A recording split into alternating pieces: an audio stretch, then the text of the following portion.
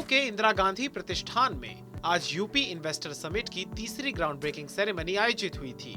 इसका शुभारंभ प्रधानमंत्री नरेंद्र मोदी ने किया। ओपनिंग स्पीच में पीएम ने कहा कि एक्सपोर्ट और निवेश का नया हब बन रहा है। इस समय दुनिया को जिस भरोसेमंद साथी की तलाश है वो भारत है। पीएम ने कहा कि पिछले कुछ सालों में भारत में रिकॉर्ड निवेश और एक्सपोर्ट हुआ है।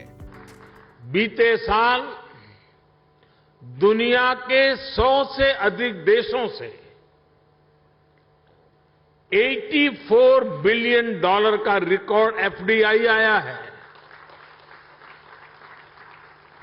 भारत ने बीते वित्तीय वर्ष में $417 बिलियन यानी 30 लाख करोड़ रुपए से ज्यादा का मर्केंडाइज एक्सपोर्ट करके नया रिकॉर्ड बनाया है। इस बार यूपी इन्वेस्टर समिट में 80,000 करोड़ के निवेश का लक्ष्य था। इसमें 1400 से ज्यादा प्रोजेक्ट्स शामिल हैं।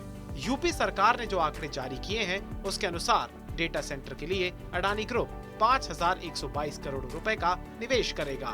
हीरा नंदानी ग्रुप भी डेटा सेंटर के लिए 9,100 करोड़ रुपए का निवेश करेगा। लेकिन जब सेरेमनी हुई तो आंकड़ा बढ़ गया। आदित्य बिरला ग्रुप ने ऐलान किया कि वो 40,000 करोड़ का निवेश यूपी में कर रहे हैं। ग्रुप के प्रमुख कुमार मंगलम बिरला ने कहा, इस निवेश से 35,000 लोगों को डायरेक्ट और इनडायरेक्ट रोजगार मिलेगा। उद्योगपति गौतम अडानी ने ऐलान किया कि वो यूपी में आने वाले समय में 70,000 करोड़ रुपए का इन्वेस्टमेंट करेंगे, जिससे 30,000 लोगों को नौकरी मिलेगी।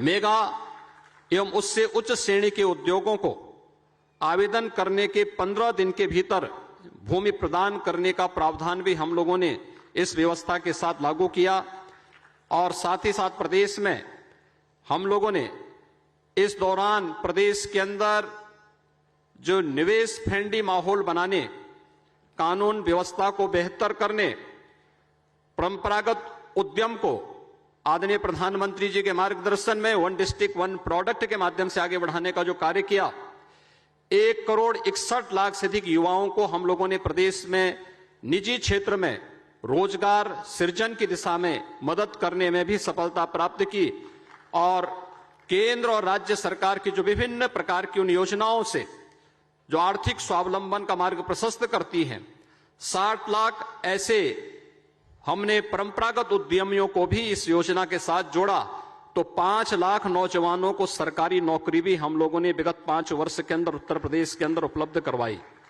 और इसी का परिणाम है कि आज उत्तर प्रदेश में जो अनएम्प्लॉयमेंट रेट है वो 18% से घट करके 2.9% रह गई है। इस ग्राउंड ब्रेकिंग सेरेमनी में यूपी के 13 जिलों में सबसे ज्यादा निवेश किया जाएगा। हिंदुस्तान अखबार की रिपोर्ट के मुताबिक गौतम बुद्ध नगर यानी कि नोएडा में 30,000 करोड़ का निवेश होगा।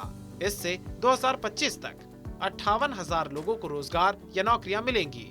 पीलीभीत, लखनऊ, गोरखपुर, गाजियाबाद, जालौन, हापुड़, अमेठी, सोनभद्र, मिर्जापुर, सीतापुर, अलीगढ़ और बिजनौर में भी 500 करोड़ से ज्यादा का निवेश होगा। इसकी वजह से रोजगार और नौकरी के बम्पर अवसर मिलेंगे, ऐसा दावा किया जा रहा है।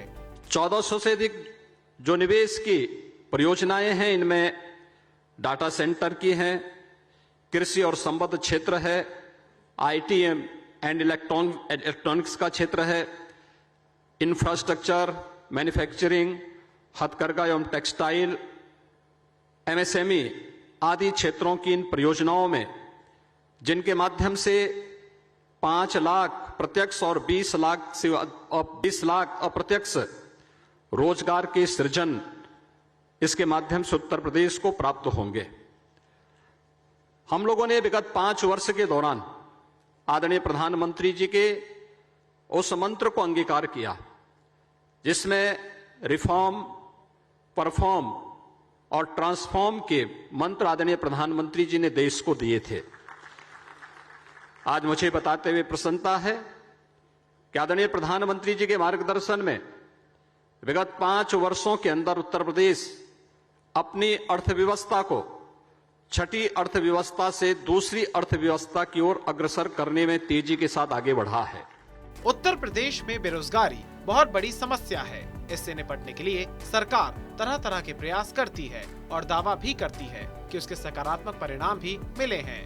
मुख्यमंत्री योगी आदित्यनाथ की माने तो पिछले 5 वर्षों में उन्होंने 5 लाख सरकारी नौकरियां और 1.5 करोड़ स्वरोजगार या प्राइवेट नौकरियों के अवसर उपलब्ध करवाए हैं। लेकिन लखनऊ की सड़कों पर नौकरी के लिए नौजवानों का ऐसा संघर्ष दिखता है तो लगता है कि दावे निराधार हैं और आंकड़े किताबी हैं।